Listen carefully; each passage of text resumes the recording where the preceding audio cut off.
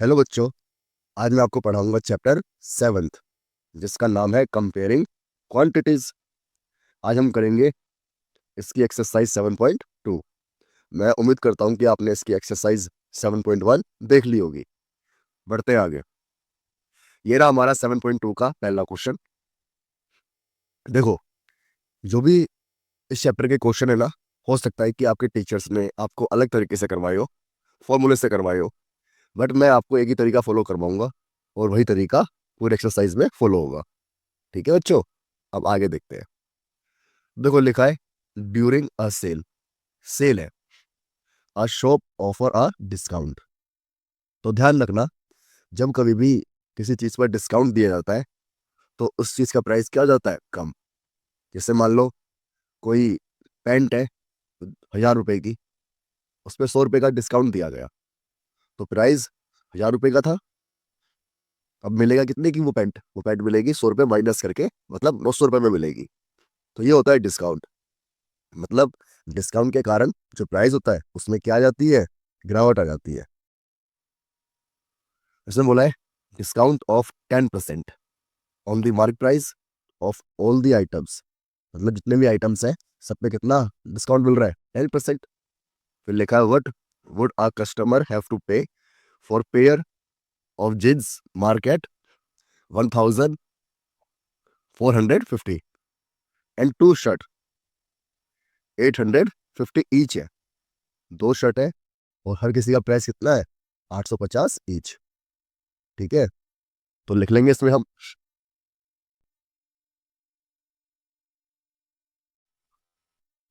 तो देखो, MP, MP का मतलब होता है मार्क प्राइस। तो मार्क प्राइस कितना है किसी जींस का? ये है 1450। लिख लिया हमने। अब देखो, जो हमें मार्क प्राइस होता है ना, ये हमारा कितना होगा? 100%। और ध्यान रखना, जो डिस्काउंट होता है ना, वो हमेशा मार्क प्राइस पर ही मिलता है। तो हम लिख लेंगे डिस्काउंट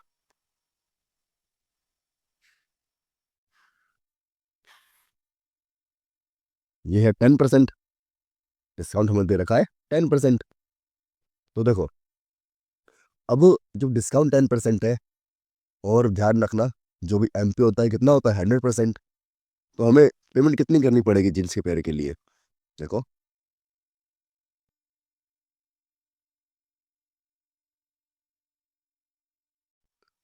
हम लिख लेंगे payable amount for a pair of jeans. Payable amount कितनी होगी? टोटल होता है 100%, 10% का डिस्काउंट है, तो कितना पेमेंट होगी? 90% की हमें पेमेंट करनी होगी। मतलब 100% की वैल्यू हमें दे रखी है। कितनी दे रखी है? 1450। फिर 90% की वैल्यू निकालनी है। अब एक बात यहाँ पे सीखना। क्या सीखना? कि जो हमें दे रखा होता है ना, उससे हम लिखते हैं डिवाइड में, और जो हमें निकालना होता है उसे लिखते हैं मल्टीप्लाई में। तो हमें 100% दे रखा है और 90% निकालना है। तो हम 100% को लिखेंगे डिवाइड में और 90% को लिखेंगे मल्टीप्लाई में। बस ये चीज़ याद रखनी है सारे तरीके में। तो 100% आ गया नीचे और 90% आ गया ऊपर। परसेंट से परसेंट कट गया, 10 से 10, और फिर इस वाले जीरो से ये वाला जीरो। तो कितना बचा? 145 इंटू में 9। अब इसे आप मल्टीप्लाई कर लोगे। करो मल्टीप्लाई। मल्टीप्लाई तो करनी आती होगी, ऐसे करते हैं हम, यूं करते हैं फिर। नो, 9 लिखते हैं और फिर मल्टीप्लाई कर लेते हैं। तो करो मल्टीप्लाई। तो मल्टीप्लाई करने पे आपका भी आया होगा 1305। मतलब एक जींस है, वो है 1450 की, और 10% डिस्काउंट है, तो हमें कितना देना पड़ेगा? 1305। कितना आया समझ में? ऐसे ही हम शर्ट के लिए निकाल लेंगे। तो देखो, शर्ट के लिए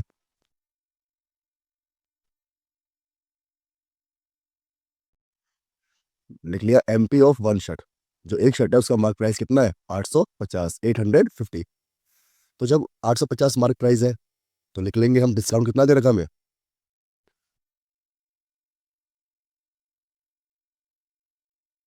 डिस्काउंट दे रखा है 10%। तो हमारा पेबल अमाउंट क्या हो जाएगा?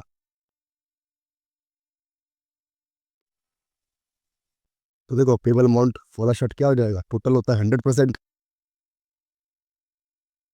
और माइनस में डिस्काउंट। चाहो तो आप इससे ऐसे भी लिख सकते हो पहले, ऐसे डिस्काउंट क्या हो रहा है, एमपी में से माइनस हो रहा है। चाहो तो आप ऐसे भी लिख सकते हो, ठीक है। तो माइनस करेंगे तो कितना आएगा, 90%। तो अब लिख लेंगे हम 100% की वैल्यू हमें दे रखी है कितनी, 850। हमें 90% की वैल्यू निकालनी है, तो 90% की निकालनी है तो 90% आ गया मल्टीप्लाई में और 100 आ गया डिवाइड में। परसेंट से परसेंट कैंसिल हो गया, 10 से 10, फिर इस वाले जीरो से इस वाला जीरो। तो 90% की वैल्यू कितनी आ जाएगी, 85 मल्टीप्लाई में 9। तो मल्टीप्लाई करेंगे इसे, मल्टीप्लाई तो करना आता ही है सबको, 850 नहीं 85 ही है, 9 से मल्टीप्लाई करेंगे तो इतना आ जाएगा 765। ये तो एक शर्ट का आया है, हमें 2 शर्ट का निकालना है।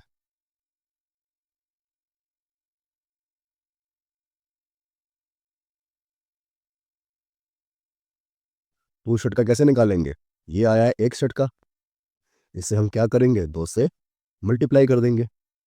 मल्टीप्लाई करना तो आता होगा,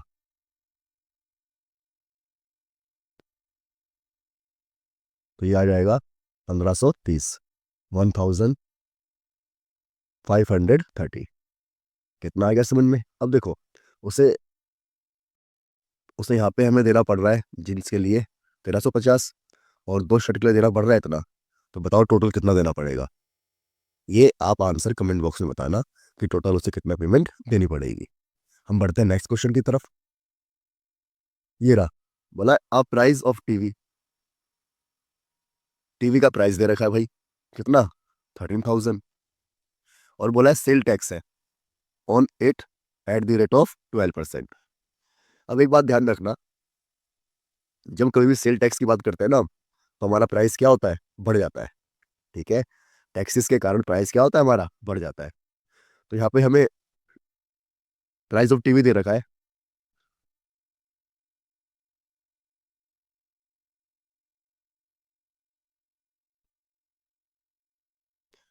प्राइस ऑफ टीवी ले लिया 13,000। तो यहाँ पे टैक्स कितना दे रखा है,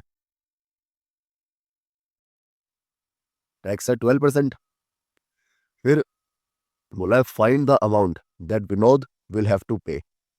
तो पेमेंट कितनी करनी पड़ेगी,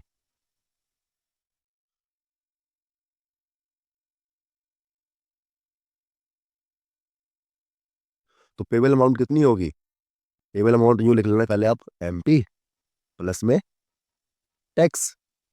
यहाँ पे एमपी तो 100% होता है, ये तो अब नॉर्थ कोरिया का बच्चा भी बता सकता है कि 100% होता है एमपी।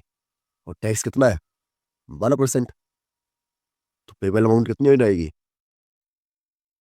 कितनी हो जाएगी, 112। अब देखो यहाँ पे हमें 100% की वैल्यू दे रखी है, कितनी दे रखी है, 13,000। हमें निकालनी है 112 की वैल्यू। तो मैंने सिखाया है जो हमें दे रखा होता है वो आता है डिवाइड में, जो निकालना होता है वो आता है मल्टीप्लाई में। तो देखो 2 जीरो से 2 जीरो कैंसिल हो गए, तो यहाँ पे 1112 की वैल्यू आ जाएगी कितनी, 130 मल्टीप्लाई में 112। मल्टीप्लाई करना आता है, नहीं आता तो सीख लो, ऐसे लिखते हैं।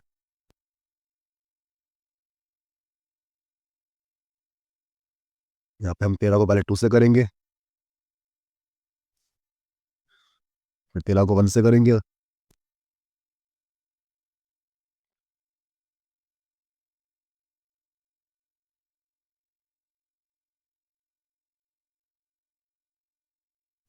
तो ये आ गया हमारा मल्टीप्लाई करने पे।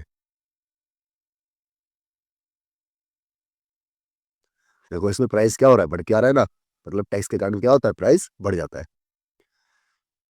नेक्स्ट क्वेश्चन, इसमें बोला है जो अरुण है bought a pair of skates, skates क्या होता है? पहिए वाले जूते। एट सेल, सेल पे खरीद रहा है भाई, समझदार है। फिर बोला डिस्काउंट गिवन वॉज 20%, डिस्काउंट कितना दे रखा था? 20%।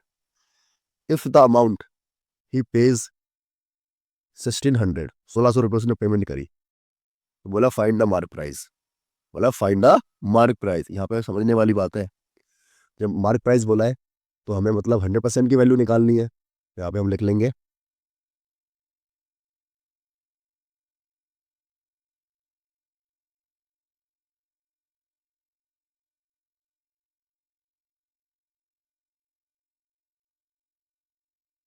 तो एमपी ऑफ स्केट्स कितना होगा? 100% होगा। फिर आगे देखिए, हमें यहाँ पे डिस्काउंट कितना दे रखा है?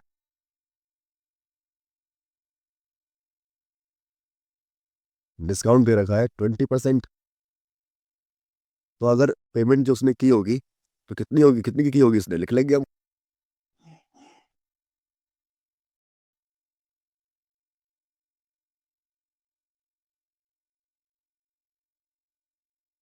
पेमेंट वॉज डन, पेमेंट की होगी उसने 100, तो एमपी है, 10% उसे डिस्काउंट मिल गया 20%। तो जब 100 में से 20 जाएगा, उसने पेमेंट की होगी 80 की। बट पेमेंट की किसने? उसने 1600 की है। तो मतलब 80 के बराबर कितना दे रखा है हमें? 1600 दे रखा है, 1600। अब मुझे एमपी निकालना है। एमपी कितना होता है हमारा? 100%। तो जो निकालना होता है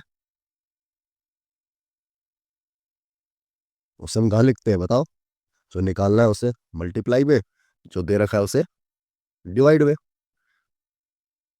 अब देखो, परसेंट से परसेंट कैंसिल हो गया, एक जीरो से एक जीरो कट गया, 8 2 16। तो ये 100% की वैल्यू आ जाएगी 2 में 100। तो ये आंसर आ जाएगा हमारा 2000। ये आ गया हमारा आंसर। अब हम बढ़ते हैं नेक्स्ट क्वेश्चन की तरफ। ये रहा हमारा नेक्स्ट क्वेश्चन। अब बोला है आई purchased a hair dryer.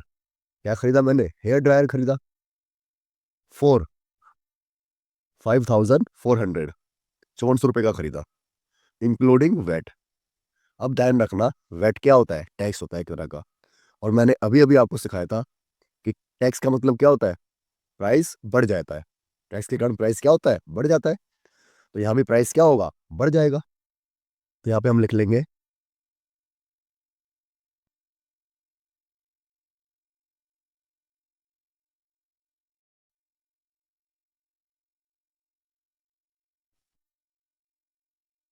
MP of a hair dryer, ये होगा हमेशा कितना? 100%। जब ये 100% है तो बोला आई परचेज्ड, तो कितने की पेमेंट की होगी मैंने? लिख लेंगे हम।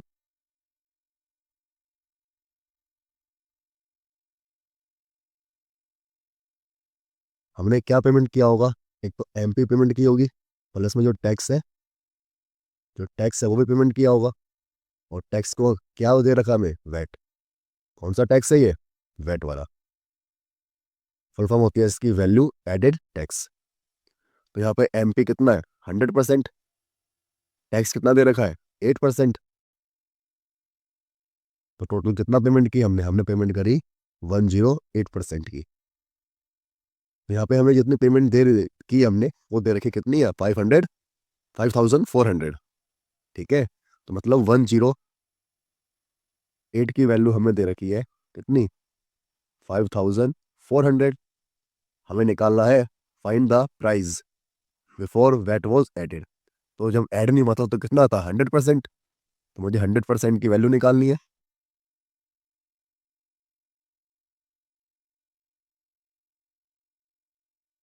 तो जो हमें दे रखा होता है वो आता है डिवाइड में, और जो हमें निकालना होता है वो आता है मल्टीप्लाई में। यहाँ पे परसेंटेज से परसेंटेज कैंसिल हो गया। तो देखो, ये 54 के टेबल में 2 बार में आता है, तो इसे हम कैंसिल करा हमने, तो ये आ जाएगा 100 डिवाइड बाई 2 मल्टीप्लाई में 100। इसे कैंसिल करेंगे हम, 50 आ जाएगा। तो 50 इंटू में 100। अब इसे मल्टीप्लाई करके लिखेंगे तो आ जाएगा 5000। तो कितना प्राइस था पहले? पहले प्राइस था 5000। अब आगे बढ़ते हैं नेक्स्ट क्वेश्चन की तरफ। तो देखो इसमें लिखा है an article was purchased 1239 including GST. क्या आपको पता है जीएसटी भी क्या होता है? टैक्स होता है ऑफ 18%। तो जीएसटी कितनी है? 18% है। फिर लिखा है find the price of the article before GST was added. Mean जब जीएसटी ऐड नहीं हुई थी वो वाला प्राइस निकालना है हमें। तो हम पहले लिख लेंगे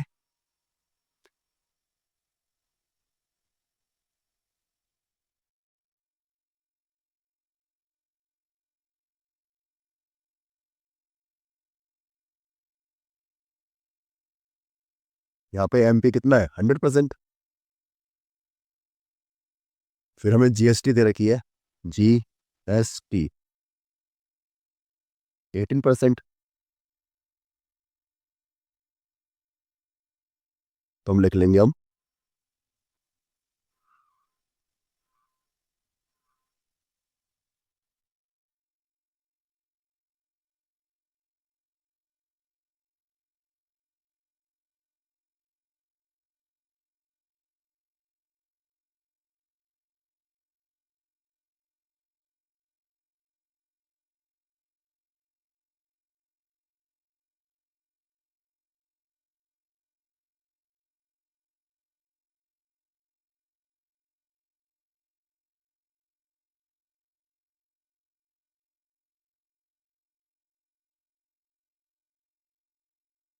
तो देखो पेबल अमाउंट आफ्टर जीएसटी तो कितना होगा ये? एमपी प्लस में जीएसटी होगा, क्योंकि जीएसटी के कारण प्राइस क्या होता है? बढ़ जाता है। तो एमपी कितना दे रखा है? 100% होता है ये।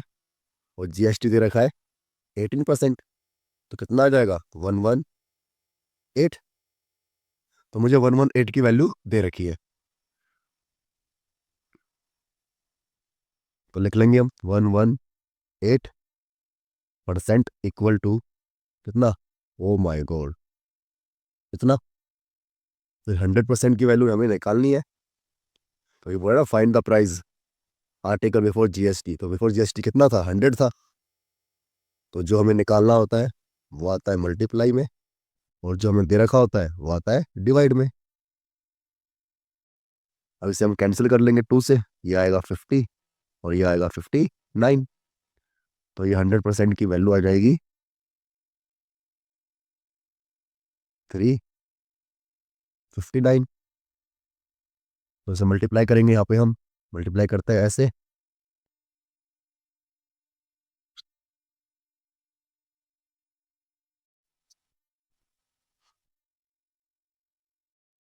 तो मल्टीप्लाई करने पे आएगा ऐसे 16950 और ये 59। अब इसे ना क्वेश्चन को कैंसिल करने की कोशिश मत करना, काटने की कोशिश मत करना, क्योंकि ये कटेगा नहीं।